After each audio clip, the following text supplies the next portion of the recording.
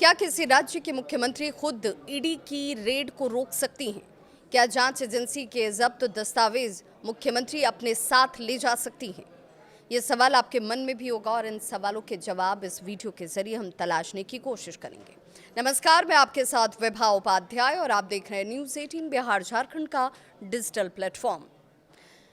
क्या ये सब 2026 के बंगाल चुनाव से पहले राष्ट्रपति शासन की पटकथा जैसे हैं? आज बात उस टकराव की जिसने बंगाल की राजनीति को उबाल के तौर पर सामने ला दिया है।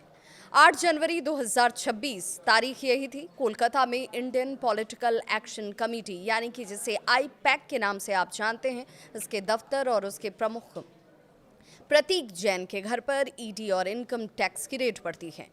आरोप क्या है वो जान लीजिए। हवाला में लेन देन, फर्जी सरकारी नौकरियों का नेटवर्क, कोल स्कैम के पैसों से चुनावी फंडिंग जैसे कई संगीन मामले।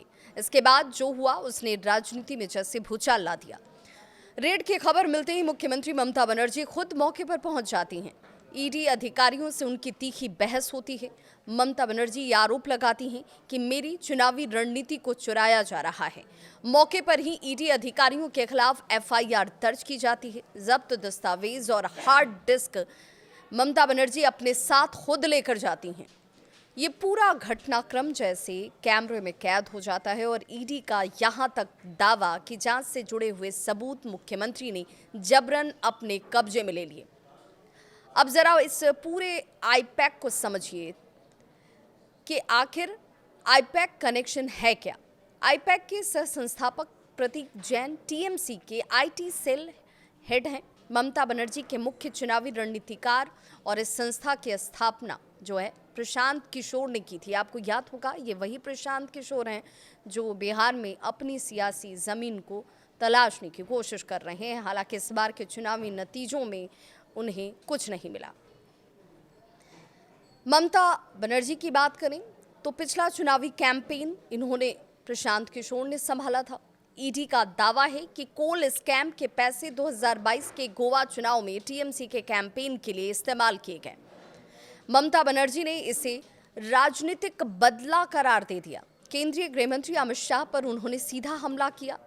नास्टी और नॉटी होम मिनिस्टर के तौर पर ममता बनर्जी का आरोप सामने आता है और वो कहती हैं कि ईडी टीएमसी की कैंडिडेट लिस्ट, इंटरनल डेटा, चुनावी स्ट्रेटेजी चुराने के लिए यहाँ पर पहुंची थी। इस घटना के बाद विपक्ष जैसे हमलावर है। बीजेपी ने जो कहा वो जानना बहुत महत्वपूर्ण है। बीजेपी की तरफ से कहा क्या कि संघीय एजेंसी में बाधा, राष्ट्रपति शासन यहाँ लगना चाहिए। ये बहुत ज़रूरी है ताकि लोकतंत्र की खूबसूरती बनी रहे।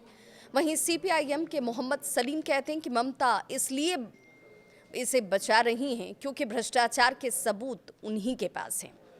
कांग्रेस का भी रिएक्शन सामने आया जिसमें आईपैक ने टीएमसी के लिए अवैध फंडिंग की। कांग्रेस की तरफ से ये बड़ा आरोप लगाया जाता है और सभी एक मांग करते हुए नजर आए, ममता बनर्जी की तत्काल गिरफ्तारी हो।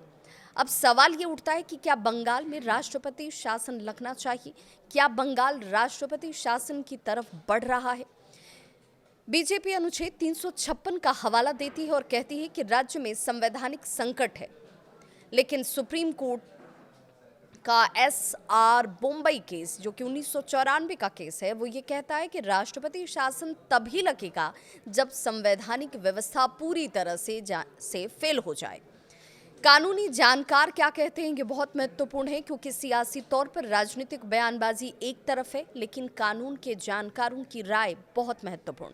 मुख्यमंत्री को गिरफ्तारी से कोई विशेष छूट नहीं मिलने वाली है अगर ईडी साबित ये कर दे कि सबूत हटा दिए गए। पीएमएलए के तहत गिरफ्तारी संभव भी है। ईडी ने कोलकाता हाई कोर्ट का दरवाजा भी इस बाबत खटखटाया है। टीएमसी और आईपैक ने भी याचिकाएं दायर कर दी हैं। राज्य पुलिस बनाम केंद्रीय एजेंसी जैसे एक दूसरे के आमने सामने हो, संघीय टकराव जो है खुलकर सामने नजर आते हैं। क्या इसे सिर्फ एक रेड माना जाए? तो जानकार कहते हैं कि सिर्फ ये एक रेड नहीं है, ये 2026 के बंगाल चुनाव से पहले सबसे बड़ा राजनीतिक जैसे युद्ध हो। सवाल एक बार फिर वही कि क्या ममता जांच के ऊपर हैं या केंद्र एजेंसियों का दुरुपयोग किया जा रहा है?